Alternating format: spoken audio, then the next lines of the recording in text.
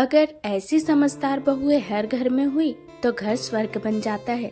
Mummy जी के लिए ये साड़ी कैसी रहेगी, आप जरा देखकर बताइए ना। मॉल से कपड़े खरीदती रागिनी ने अपनी सास के लिए एक साड़ी पसंद कर अपने पति राजीव की ओर बढ़ा दिया। माँ को हल्के रंग की साड़ी पसंद आती है, उन्हें गाढ़ा रंग पसंद नहीं। ये कहते हुए राजीव ने रागिनी को अपनी तरफ से एक सलाह दी। पूरे परिवार के लिए कपड़ों की खरीदारी करती रागिनी उस साड़ी को गौर से देखने लगी। इस साड़ी का फैब्रिक बहुत अच्छा है, मम्मी जी को ये साड़ी जरूर पसंद आएगी।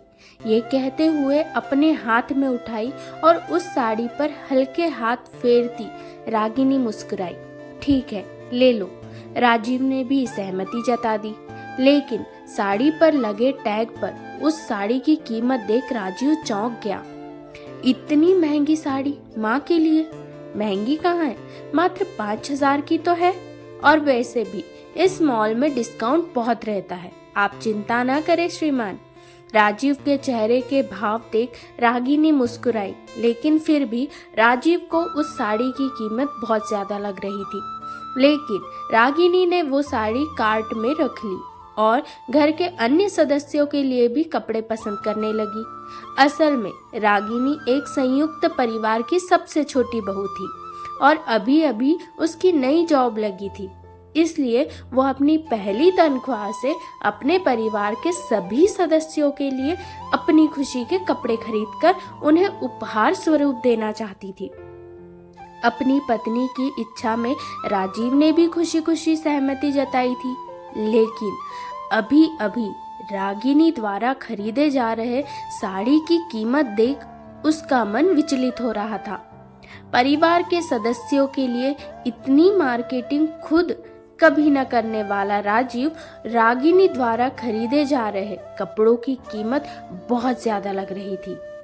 इधर रागिनी ने अपनी समझ से सबके लिए खरीदारी कर ली थी और वो दोनों घर वापस लौट आए। घर पहुंचकर रागिनी उन कपड़ों को एक एक कर घर के सभी सदस्यों को देने के लिए अलग कर रही थी। तब राजीव बोल उठा, रागिनी, इन कपड़ों से टैग अलग कर दो। इन कपड़ों की कीमत सभी को बताने की क्या जरूरत। अपने पति की बात सुनकर रागिनी मुस्कुराई। अभी नहीं। राजीव हैरान हुआ, क्योंकि रागिनी हमेशा से बहुत ही सुलझी हुई लड़की थी। उसे दिखावा करना बिल्कुल पसंद नहीं था, लेकिन आज उसका रवैया देख राजीव को कुछ अटपटा लगा। लेकिन वो रागिनी के साथ कलह करना नहीं चाहता था, लेकिन फिर भी अनुरोध कर बैठा। टैग में क्या रखा है रागिनी, प्लीज इसे हटा दो ना। नहीं राजीव, आप टेंशन क्यों लेते हो। ये कहते हुए रागिनी उन कपड़ों के सारे पैकेट उठा अपने कमरे से बाहर निकल गई। राजीव चुपचाप अपने कमरे में ही बैठा रहा।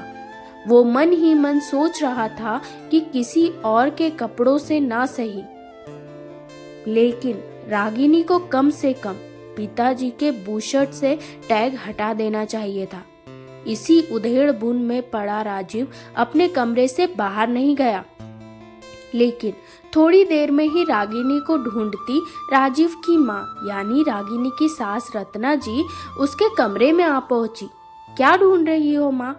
अपनी माँ के हाथ में टैग लगा वो बूशर्ट देख राजीव पूछ उठा, जैसे रागिनी मॉल से उसके पिताजी के लिए लाई थी। बेटा, ये बूशर्ट बदलना होगा। क्यों माँ, ऐसा भी क्या हो गया?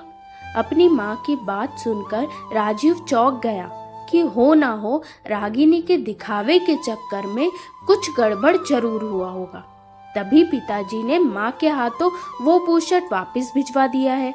बेटे के चेहरे के अचानक बदले भाव देख रत्ना जी ने उसे आश्वस्त किया। बेटा, तुम इतना क्यों परेशान हो रहे हो? ये बूशर्ट तुम्हारे पिताजी को बहुत पसंद है, लेकिन आजकल तुम्हारे पिताजी लार्ज साइज नहीं पहनते, एक्सेल पहनने लगे हैं, थोड़े मोटे जो हो गए हैं। अपनी माँ की बात सुनकर राजीव हंस पड़ा। तभी रागिनी भी कमरे में आ पहुंची।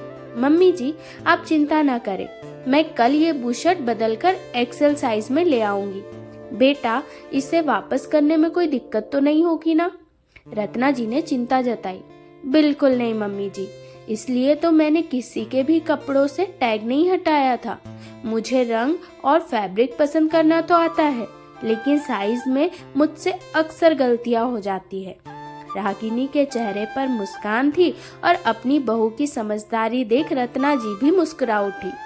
अब तक अपनी पत्नी की समझदारी पर शक कर रहा राजीव भी रागिनी की समझदारी का लोहा मान मुस्कुराए बिना न रह सका।